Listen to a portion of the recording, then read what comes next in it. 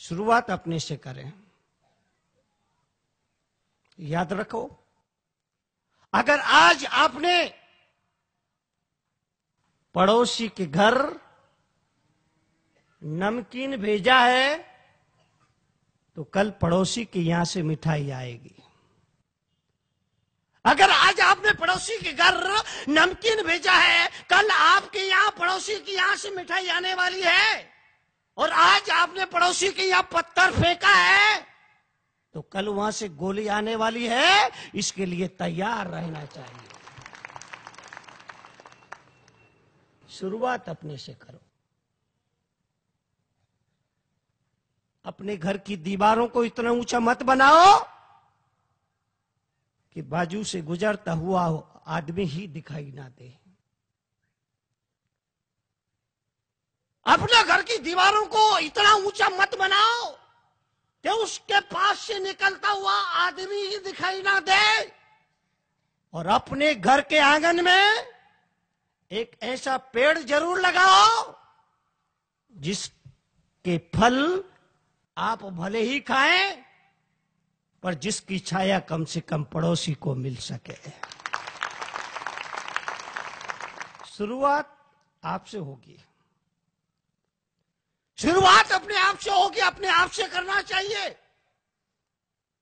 इसीलिए मैं समझता हूं कि भिलाई और भलाई में काफी संबंध है, काफी करीबी रिश्ता है। भिलाई का भलाई से, भलाई का भिलाई से करीबी रिश्ता है। और भिलाई की भलाई इसी में है कि भलाई की पहल करे, भिलाई की भलाई इसी में है कि भलाई की पहल करे, भलाई की अगुवाई करे, ताकि समाज में, जीवन में बुराई की ठकुराई ना आ सके। जीवन के लिए परिवर्तन शुरुआत अपने से करें। अपने आप को तैयार करिए, अपने आप को मजबूत करिए। और आपसे निवेदन, गुजारिश, विपत्ति के समय अपने को कठोर बनाइए। संपत्ति के समय अपने को विनम्र बनाइए। विपत्ति के समय अपने को कठोर रखिए। जीवन में कठिन समय आता है, जीवन में प्रतिकूलता आती है, जीवन में परेशानी आती है, जीवन में संकट आता है। अपने आप को मजबूत रखिए। जब जीवन में विपत्ति का दुष्चक्र चले, जब कभी जीवन में विपत्ति का दुष्चक्र चले और वो दुष्चक्र आपको पीस रहा हो, तो अपने आप को कठोर बनाइए, मजबूत बनाइए। इतना मजबूत बनाइए कि दुष्चक्र के चक्र घिस जाएं, लेकिन आपके चेहरे की मुस्कुराहट ना जाने पाए।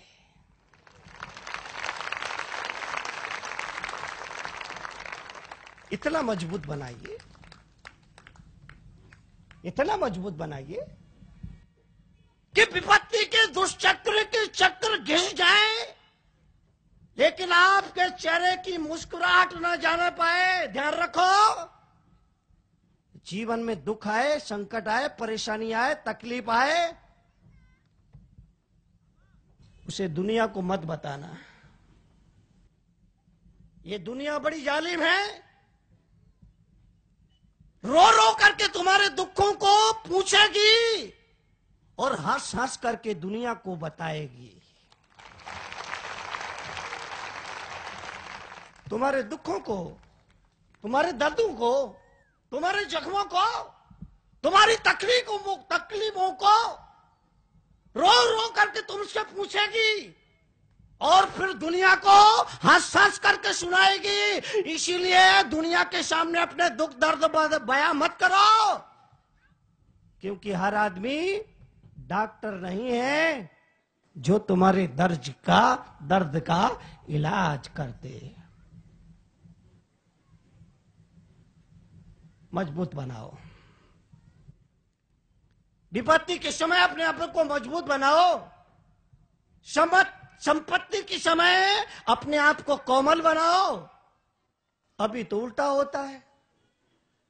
विपत्ति आती, आदमी घबरा जाता है, घुटने टेक देता है, गिड़गिड़ाने लगता है, अपने आप को अकेला महसूस करता है, अपने आप को असहाय महसूस करता है। और संपत्ति आती है, 5-10 हजार रुपए मिल जाए, 2-4 लाख रुपए मिल जाए, तो फिर ऐसा करके चलता है, ऐसा करके चलता है, ऐसा चलता है, ऐसा चलता है। मेरा जूता है जापान। लगता है कि दुनिया में उसके अलावा कुछ है ही नहीं। संपत्ति आती है, जीवन में जरा सी सफलता आती है, संपत्ति आती है, आदमी कठोर हो जाता है। कोमल बनिए, विनम्र बनिए। वृक्ष पर फल आते हैं, कहते हैं कि उसकी झाखाएं झुक जाती हैं। अगर जीवन में प्रभु की कृपा से, पुण्य के उदय से कुछ अनुकूलता बनी है, विनम्र बनो, शालीन बनो, झुक जाओ, नम्र बनो। अकड़ ठीक नहीं है, अहंकार ठीक नहीं है, अकड़ना ठीक नहीं है। नम्र बनो, जीवन की सफलता होगी ये, जीवन की आवश्यकता होगी ये। विनम्र बनो। आदमी कहता है मैं गर्दन कटा सकता हूं लेकिन झुक नहीं सकता। आदमी इतना करता है, झुकने के लिए राजी नहीं। और आपसे निवेदन होगा कि अकड़ ये मुर्दे की पहचान है। आदमी मर जाता है, 4-6 घंटे बाद उसका शरीर अकड़ जाता है, फिर आप उसके हाथ को मोड़ नहीं सकते, झुका नहीं सकते। जिंदा आदमी का लक्षण है, उसको कैसे भी मोड़ ले, अपने शरीर को कैसे भी झुका ले, कभी छोटा बना ले, कभी बड़ा बना ले, कभी नवा ले। जिंदा आदमी अपने शरीर को कैसे भी छोटा बड़ा झुका सकता है, नमा सकता है, मोड़ सकता है। मुर्दा अपने शरीर को नहीं झुका सकता, नहीं मोड़ सकता है। जब आदमी कहता है मैं झुक नहीं सकता, इसका मतलब वो मर गया। जब कोई आदमी कहता है मैं झुक नहीं सकता, इसका मतलब वो मर गया। उसको सर्टिफिकेट दे दो मुर्दा होने का।